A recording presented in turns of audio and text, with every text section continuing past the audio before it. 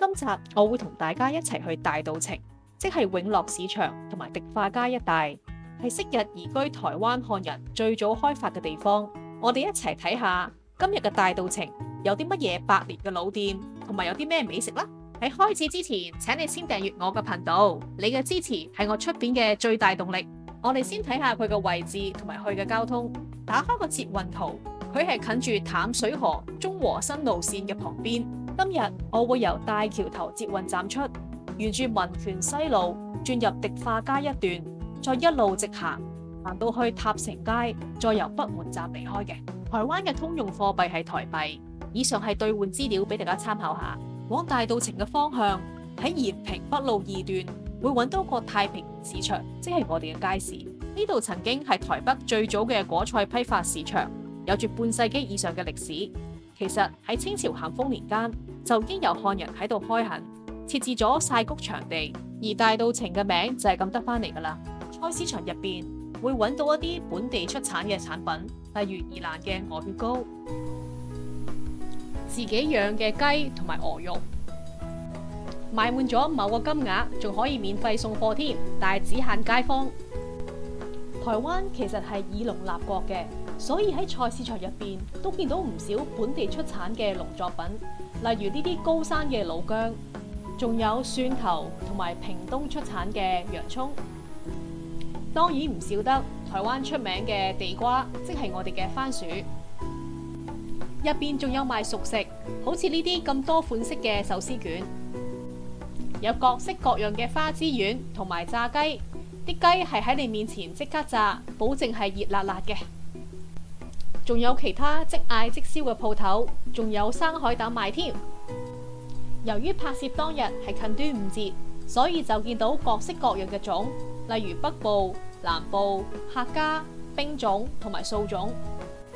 仲有呢啲沖涼用去衰運嘅艾草，同埋擺門口辟邪嘅草葉添。呢啲全部都係端午節期間限定嘅。如果你都中意行街市嘅話，就唔好錯過呢度啦。到咗迪化街，我哋首先睇下咩好嘢食先。第一間為大家介紹嘅係一間70年老字號日本和果子店家，叫做滋養和果子。佢嘅位置喺涼州街同迪化街一段嘅角落頭，由大橋頭捷運站行過嚟，大概係10分鐘嘅路程。建築物外牆係以嶺南式紅磚洋樓打造，仿照咗大稻埕日據時期嘅建築特色。鋪頭喺民初時期其實本身係雜貨店嚟嘅，再轉型為麵包店，慢慢就轉型為日式和果子店。鋪頭嘅入邊同埋裝飾品都充滿咗好多木質嘅元素，同埋一啲古舊製果子嘅工具，俾人一種講唔出嘅療愈感。呢間人氣商鋪其實一開門就已經好多人嚟買嘢。雖然佢嘅產品唔算話好多，但係每一樣嘢都係好精緻嘅。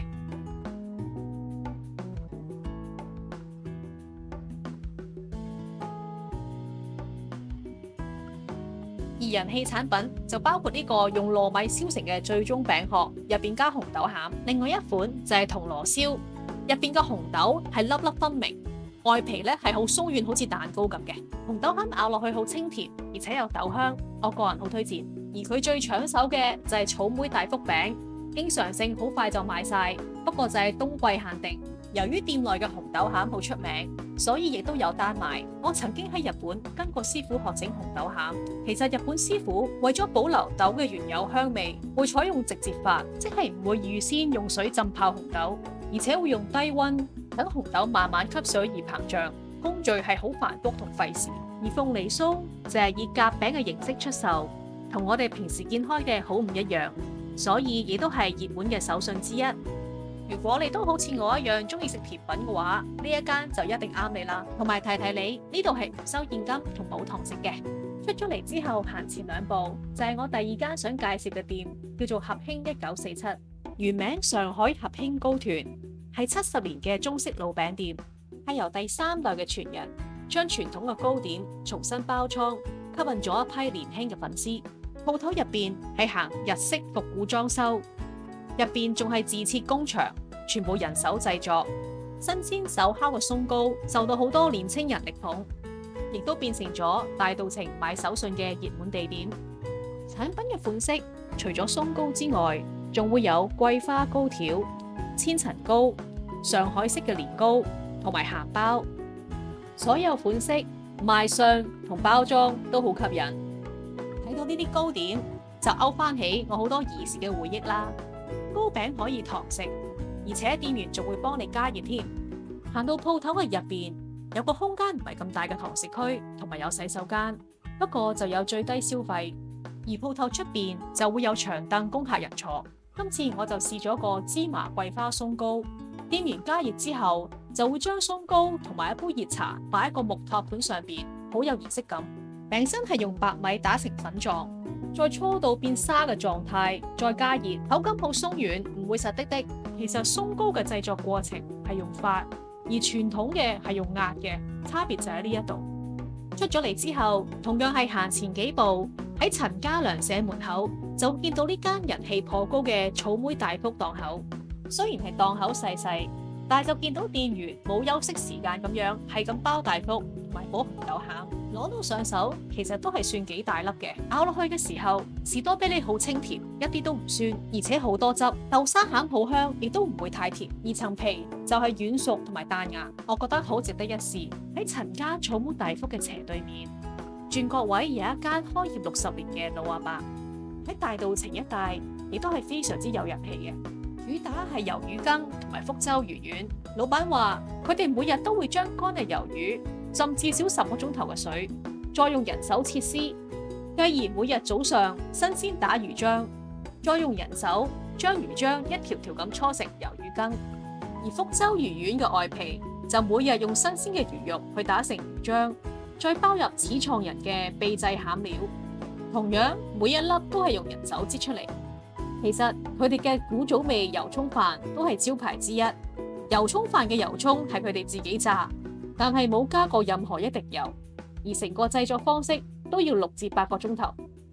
隔籬就有一間賣茶葉嘅鋪頭，無論包裝同埋店內嘅裝修都好新穎，攞出去送人絕對唔失禮。其實以前嘅大道情主要係賣茶葉、海味同布匹，所以仍然有大量呢啲嘅貨喺度賣嘅。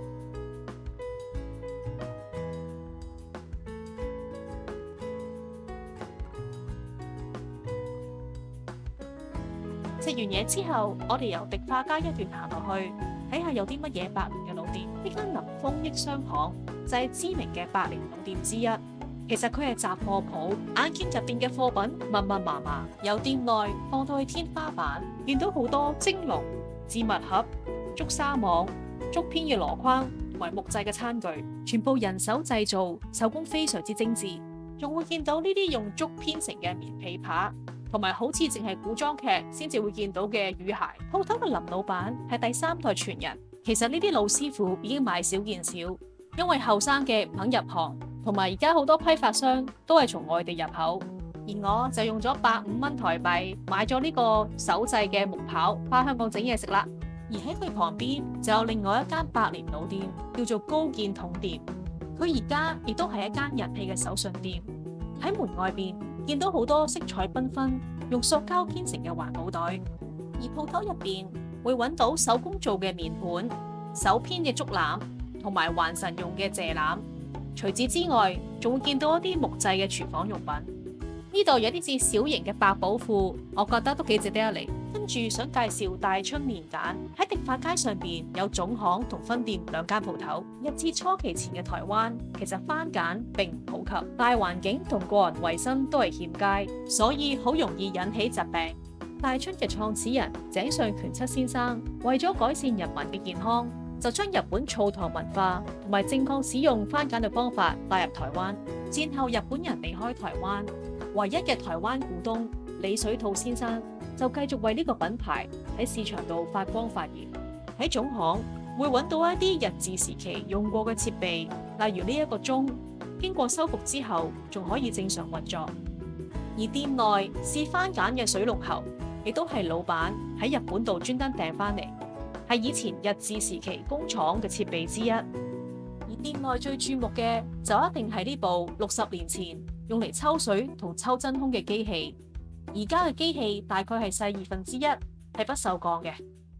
而鋪頭最入邊有一個微型嘅番梘製造機器，係可以處理尾段嘅番梘製造工序。而頭一段嘅工序其實係將原材料打碎同混合，經過大滾輪加入色素之後，就變咗呢一啲梘條啦。佢哋仲會不時同其他品牌聯成，做一啲期間限定嘅產品，好似呢個台灣地圖，其實係用 cassette 磁帶砌成嘅。除咗番梘之外，佢哋仲做好多其他個人嘅護理用品，而且仲提供試用區，試啱先至買。而且所有產品嘅包裝都係精心設計過，送俾人一定大方得體。有興趣嘅話，就唔好錯過呢一間啦。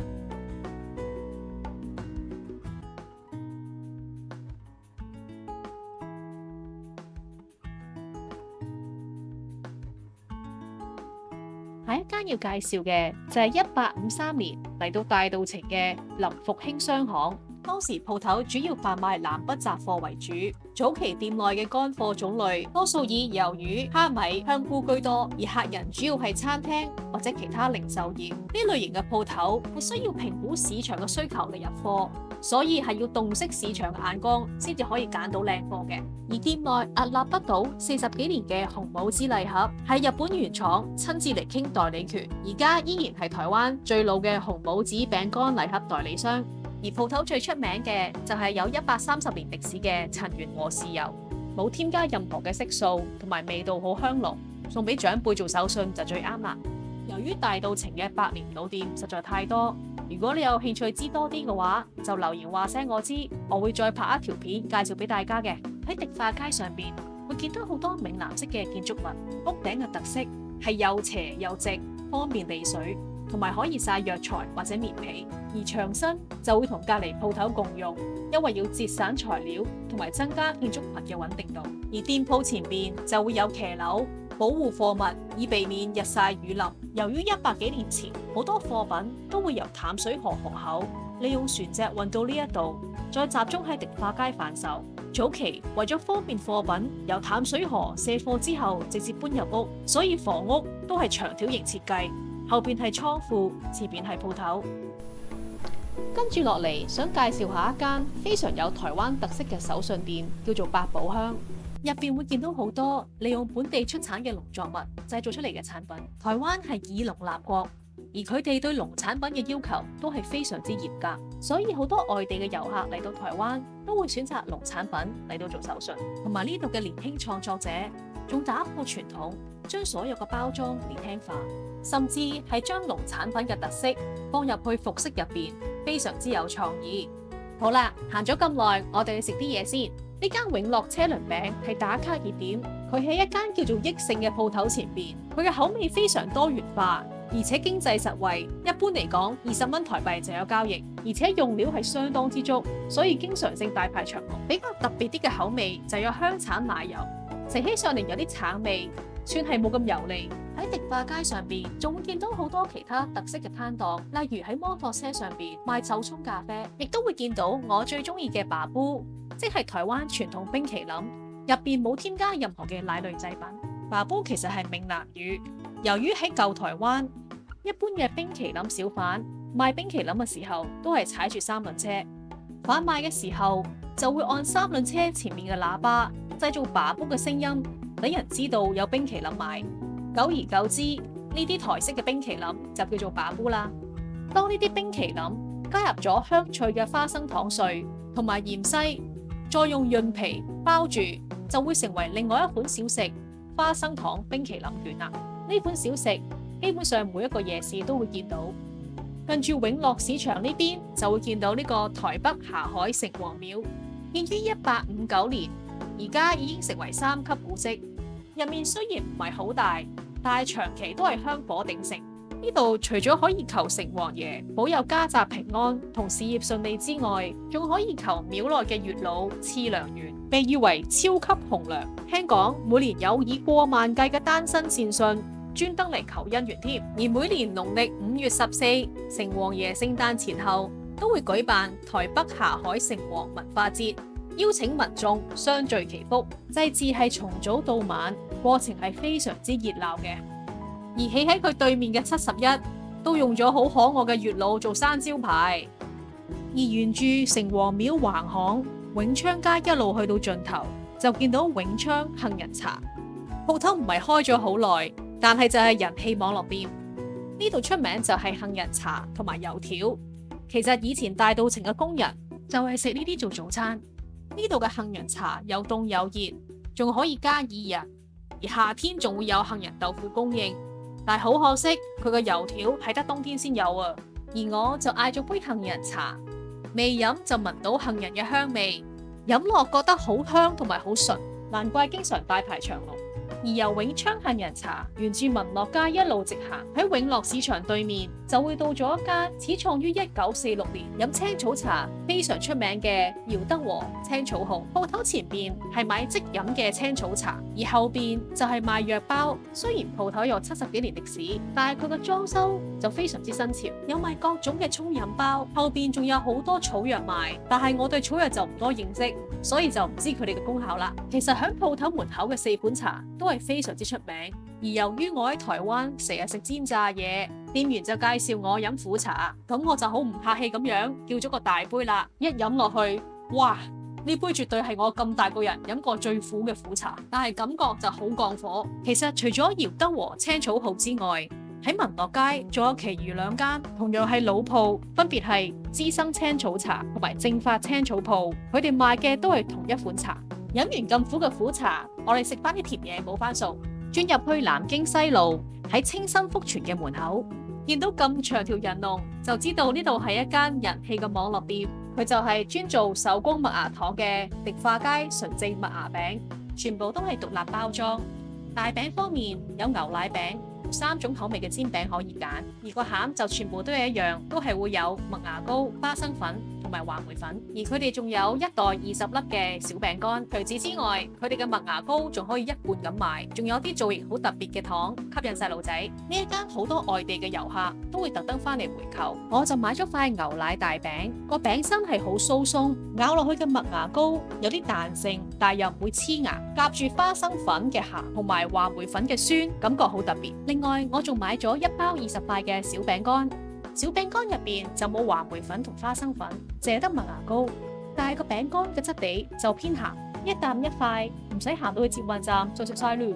行翻出嚟迪化街一段，就會見到呢一間喺角落頭連鎖式經營嘅鴉片粉圓。呢間文青小鋪淨係做外賣，如果你嗌鴉片粉圓嘅話，就會見到上面全部都係小粉圓，感覺都幾療癒。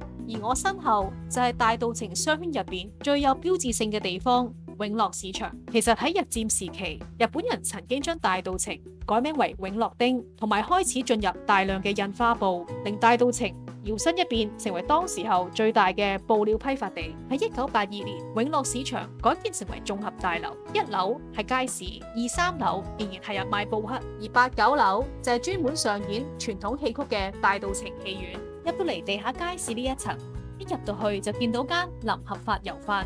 呢間其實係台灣家傳戶曉嘅名店，不過我去嗰日就冇開門。油飯其實係台灣人坐月或者補身時候食嘅傳統食物，而好多台灣嘅富商都會特登嚟呢度食。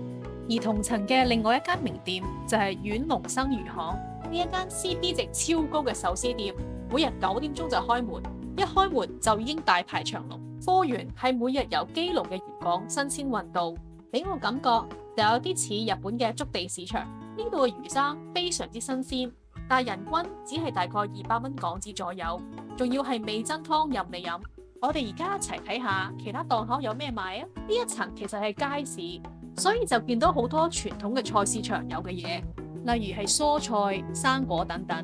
除此之外，仲會見到傳統嘅改衫店，甚至新式嘅精品咖啡店。不過永樂市場每日晏晝2、3點就會開始收工，所以如果想嚟食嘢嘅話，就要早少少嚟排隊啦。拍攝當日，永樂市場門口有個大型嘅活動，有人載歌載舞，非常之熱鬧。我哋一齊欣賞下。